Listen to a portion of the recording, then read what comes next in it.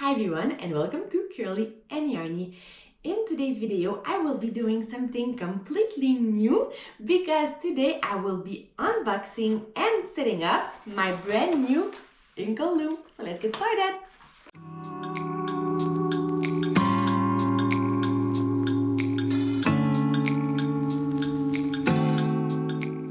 So on my last birthday, my very loving family gave me this brand new loom from Ashford, and I'm really excited to open the box with you and discover what's inside of it. For those of you who don't know what an inkle loom is, well, first of all, here's a picture of what it's supposed to look like once it would be assembled. So inkle looms are actually used to be weaving bands. So for example, straps for a purse, to be weaving belts, or to be weaving pretty much anything that looks like a strap or like a band. When weaving on an inkle loom, one would be weaving actually a warped face, so you really have a very dense warp on it, and the warp is all that you see. Okay, so I'm not gonna lie, I did open it a little bit once I received it, but I haven't moved really anything inside of the box, so let's see what's in there. Ta-da! So first of all, we've got this booklet that's telling us how to assemble the loom, but also how to thread it and how to warp it for the first time. I'm not sure I'm holding it right though. Ah, this way, okay. So it's a big booklet this way, perfect. So I'll need to pay close attention to that later on. We've also got some glue because I believe that the pegs of the inkle loom will need to be put in there with glue in order for them to stay there forever. So we've got that here. Then a bunch of hardwares. We'll see later how those fit in. And I'm probably going, oh boy, that is one big ball. That is pretty long. Probably going to have to ask for help later on. Oh, we got a peg to fix it when we warp it or when we weave. I don't know. That's pretty cool. And then we've got all of the other pieces. It really isn't so much. It isn't so bad. Oh, we got a shuttle too. Ooh, that's fancy. I like the little curve in there. Ooh. And I see that we have multiple dimension for big, so that one's pretty long. The other one are shorter, and there's this big one. I think this one is like the handle that will go with this, maybe even with that. We'll see about that. And then there's this big piece here. I think this is probably the bottom piece. So when my family asked me what I wanted to have for my birthday, I said I wanted an inkle loom, and I started looking at the different options I had, and I really like Ashford, so I looked at the looms that they had for this, and they have two options. So they have the inkle loom, which is the one that I got here, but they also got the inklet loom, and that loom is actually smaller. I think it's more portable, but of course, since it is smaller, you cannot do bands that are as big, nor can you do them as wide. And I really hesitated a while because I thought it would be practical to get the smaller loom, maybe to weave in the car, and it'd be easier to weave while watching TV. But then I thought maybe I will feel a bit restrained with the smaller loom, so I decided to go with the bigger one. And it's not as bad as I thought. I thought it would be bigger than this, and so far I think it's pretty manageable. So I'm actually very glad so far that I got the bigger one of the two of them. And so here's the last item that we can find inside of the box. So it's actually a normal piece of sandpaper. So the reason they give it to us, I believe it's because the loom comes with the wood that is raw, so no kind of treatment has been done to the loom, and sometimes the edges can be a bit rough, so it's a good thing to sand it down before assembling it in order to have the wood that would be a bit more smooth. Myself, I'm also going to sand it down for another reason, because I'm going to stain my loom. If you've been following my videos for a while, you know that my rigid handle loom is also stained. Once I got it, I stained it a very nice dark walnut color, and I want to do the same for this one, so this way the two looms would be like siblings.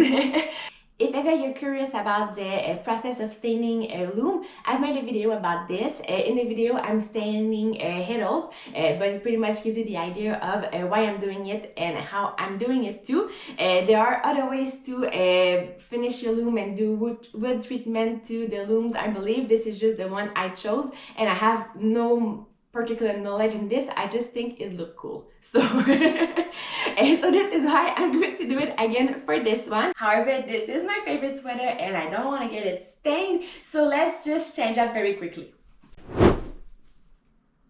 I'm actually going to send them down outside because it's really messy to do it inside, so I'll be right back.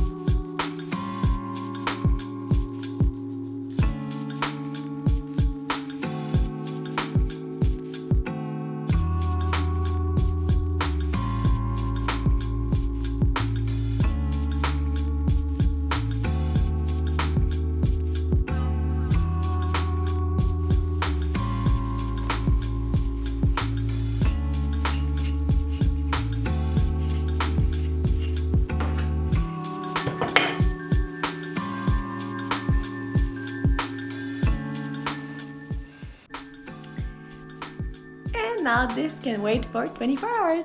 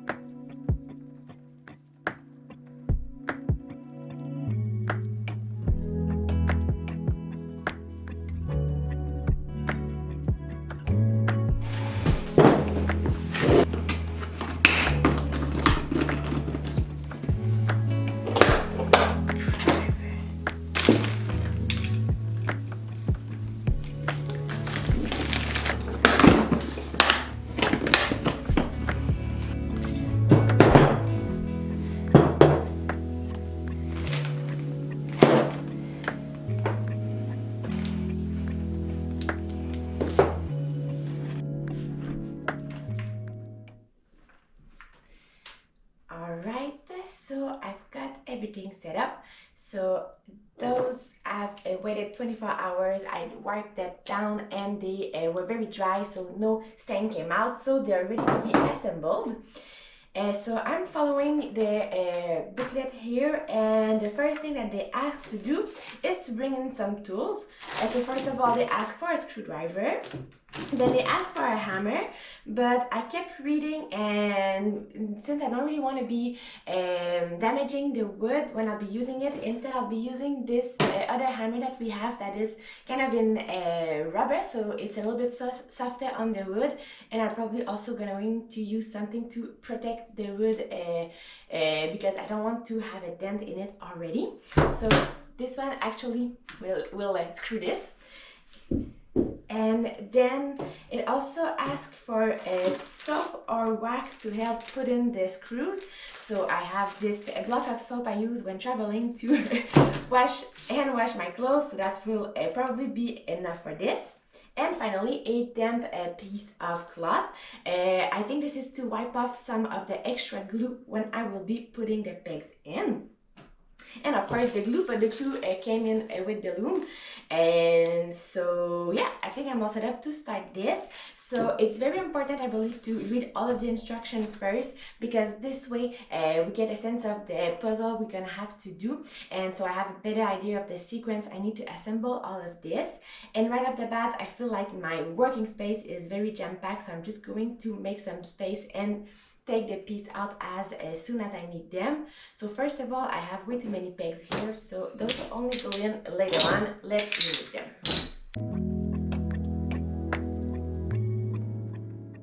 The first thing I'm gonna have to do, oopsie, will be to assemble those three pieces together. So I'm just going to keep those on the table.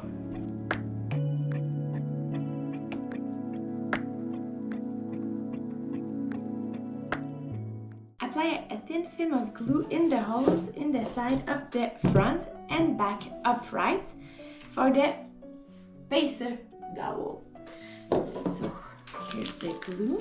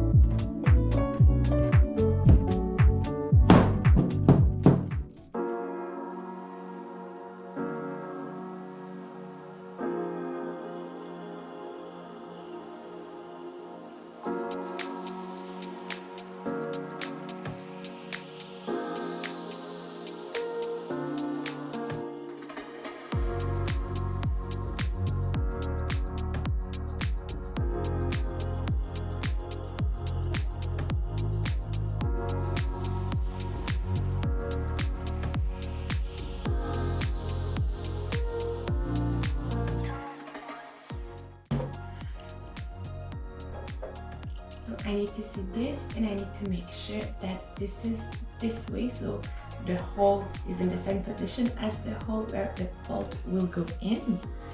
So like this. So, yeah, it's inside. Okay.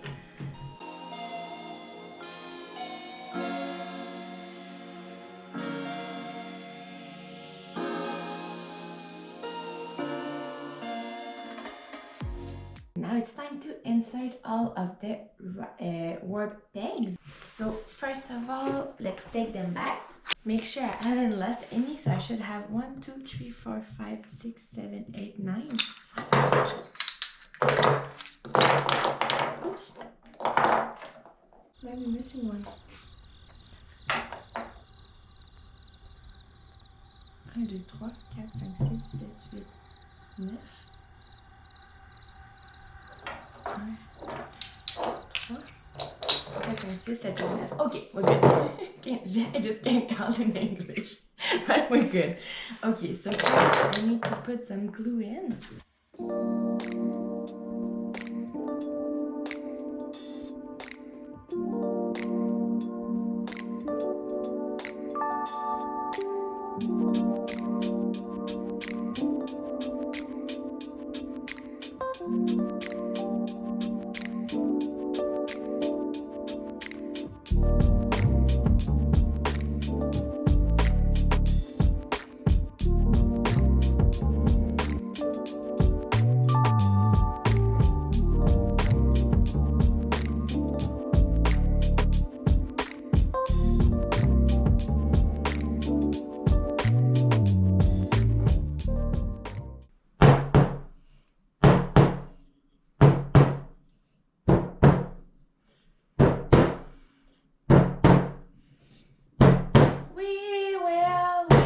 I will rock you.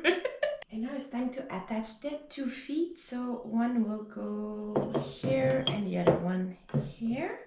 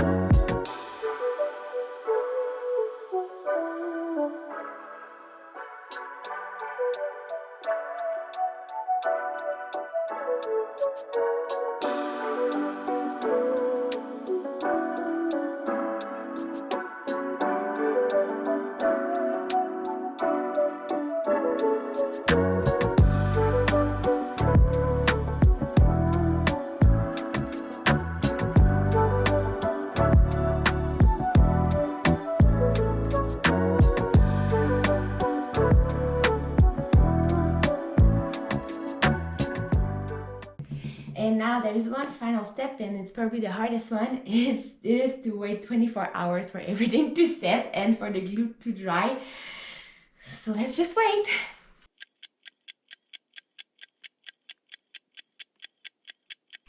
Alright, so now the loom is all done, it's all built, and everything is pretty much set in here. I don't think it's going to move forever. So this would be it for today's video. Stay tuned because in the next video I will be warping this loom and you don't want to miss this. So see you very soon. Bye bye.